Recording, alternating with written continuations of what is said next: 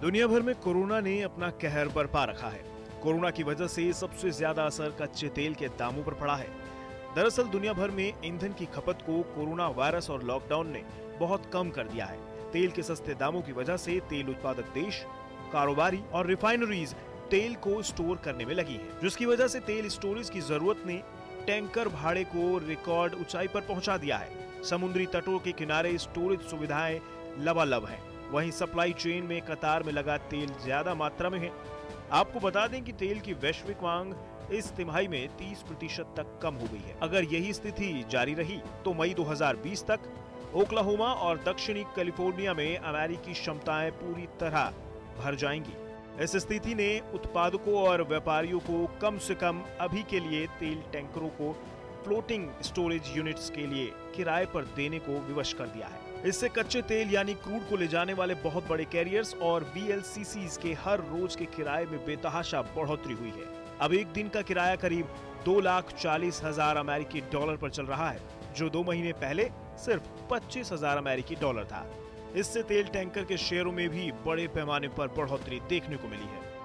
बाजार विश्लेषकों की माने तो तेल टैंकर से जुड़ी लॉजिस्टिक्स कंपनियों के लिए भारी मुनाफा कमाने वाला वक्त चल रहा है। जब चीजें सामान्य हो जाएंगी तब ये स्थिति आगे चलकर बदतर होने की ओर भी मुड़ सकती है। विशेषज्ञों का मानना है कि इस तरह की स्थिति का इस्तेमाल कंपनियों और व्यापारियों द्वारा कृत्रिम रूप से मांग बढ़ी दिखाने और मुनाफाखोरी के लिए भी किया जा सकता है। दुनिया भर की सरकारों और निगरानी एजेंसियों को ये सुनिश्चित करना होगा कि लॉकडाउन हटाए जाने के बाद तेल की कीमतों से खिलवाड़ न किया जाए। जब WTI क्रूड ऑयल की कीमतें $1 प्रति बैरल पर क्रैश हो गई थी तो उम्मीद थी कि ब्रेंट क्रूड भारत को फायदा पहुंचाएगा, लेकिन ब्रेंट क्रूड ऑयल की कीमतें WTI से ज्यादा मजबूत रही। फिर भी भारत के लिए भी डिमांड सप्लाई की पहेली सामने है। देश के बड़े राज्यों में कोरोना के बढ़ते मरीजों की संख्या की वजह से स्थिति सामान्य कब होगी ये कहा नहीं जा सकता। ऐसे में तेल की पूरी डिमांड अपने सामान्य स्तर पर भविष्य में नहीं आती दिखती। घरेलू एविएशन सेक्टर अभी खुलना बाकी है, जिससे तेल की खपत बेहद कम हो गई है। भारत में ईंधन की आपूर्ति करने वाले तेल टैंकरों की 30 अप्रैल तक की स्थिति ऐसी थी कि मौजूदा खेपों को मई के मध्य तक पहुंचने के लिए निर्धारित किया गया है और जिनके तटों पर लंगर डाले जा चुके हैं वो ऑफलोडिंग के लिए इंतजार में हैं। आने वाली क्षमता को देखते हुए कहा जाए तो 51 टैंकर्स भारत के अहम बंदरगाहों की ओर बढ़ रहे हैं, जैसे कि वाडीनारा गुजरात, चेन्नई तमिलनाडु, कोची केरल, पारादीप उड़ीसा, मुंबई महाराष्ट्र, मंगलूर कर्नाटक, विशाखापट्टनम आंध्र प्रदेश और कांडला गुजरात। इन टैंकरों की क्षमता 40,000 गीगाटन से लेकर 1.5 लाख गीगाटन तक है। 61 बाकी तेल टैंकर भारतीय बंदरगाहों पर लंगर डाले हुए हैं।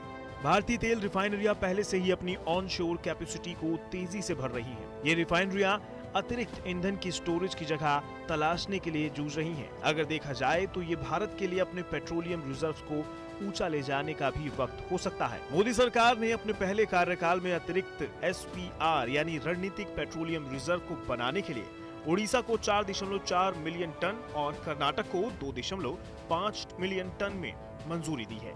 जब पूरी तरह से ये सुविधा काम करने लगेगी तो भारत 10.25 दिनों में तेल की अतिरिक्त मात्रा स्टोर कर सकेगा। अभी भारत में लगभग 15 दिनों का तेल रखने की क्षमता है, जो 5.5 मिलियन टन है।